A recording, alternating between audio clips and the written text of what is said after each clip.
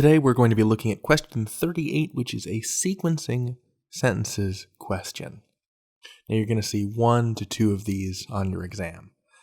And you can identify them because they always start off like this, right? To make this paragraph most logical, sentence 4 should be placed, and then a list of options, which I don't want to look at yet. Part of our strategy for questions like this is to make a prediction about the answer rather than go through all of the choices individually. This will save you time in the long run. If you've already surveyed the questions and you know that a sequencing question is coming, you should start feeling around for gaps and leaps while you're attempting other questions in the paragraph.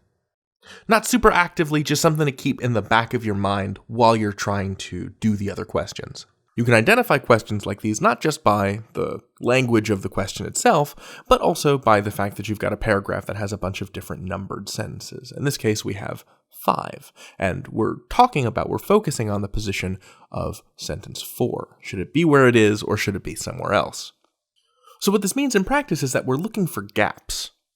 Those can be gaps in logic, they can be pronouns that don't refer to anything that makes sense, they can be transition words like however or therefore that seem like they're being used illogically or out of order, or the sentences might be out of time order. It might say, a sentence, 2 sentences out of order might be like sentence 1, Janine scrambled the eggs. Sentence 2, she cracked the eggs. And you wouldn't scramble the eggs before cracking them. That doesn't make sense. It's that kind of error that you're looking for. You're looking for gaps in time, in transitions, and in pronouns. So with that in mind, let's take a look at the passage. Now, this passage is about fulgurites, also known as petrified lightning. This is a sampling from the middle of it, so we're already past the introduction. But that's what a fulgurite is. First discovered in 1706, these formations are found in 2 varieties, sand fulgurites and the much less common rock fulgurites. As it cools, as what cools? This unclear pronoun might be a clue that there's something missing here. As it cools, the silica lining forms a glass-walled cavity that may look like a plant's root system.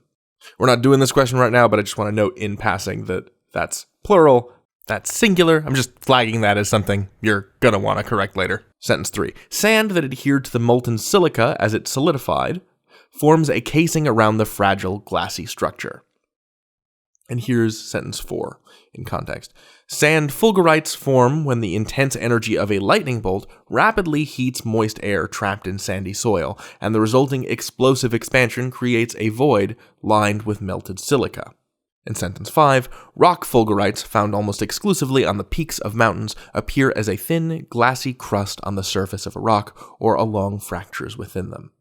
So I noticed 2 relevant things on my read of this, which is a reference to something lined with melted silica after the sentence that refers to the silica lining and it, as though we should understand what is being referred to. So it, in sentence 2, appears to me to be some kind of ambiguous pronoun. What is this it we're referring to, right? It is singular, so I need to look for a singular noun in the sentence before.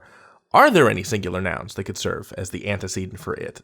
No, all we have in the previous sentence are plural nouns. Formations, varieties, sand fulgurites, and rock fulgurites. These are all plural nouns, so we'd need a they if we're talking about any of these things. Whereas I think in 4, we get the introduction, what feels like the introduction of melted silica. And the thing that's tipping me off about that is the presence of the word the silica lining, the molten silica, as though we're already familiar with it, as though it's already talking about a specific kind of lining. And that introduction doesn't come until sentence 4.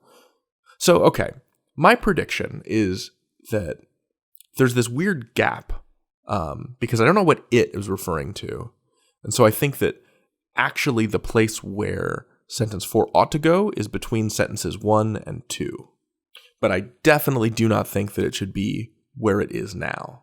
So let's look at our choices. So, okay, choice A, the sentence should be placed where it is now. I disagree. As the paragraph currently stands, it feels like there are gaps that could be filled.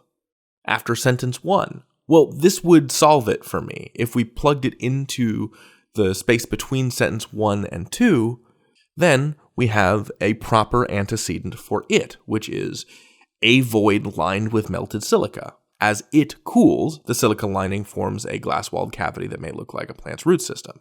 You could also make an argument that it refers to the silica lining rather than the void lined with melted silica in the previous sentence. But either way, putting sentence 4 immediately prior adds additional context. So I'm going to circle after sentence 1. I certainly don't think it should go after sentence 5, and I'll tell you why, because sentence 5 is about rock fulgurites, and in sentence 1, rock fulgurites are the second example. So something about sand, petrified lightning, should not come after rock petrified lightning.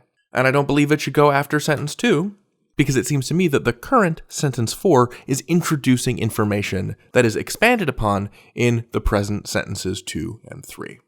So I looked for gaps in time, in transitions, and in pronouns, and that is what brought me to my answer.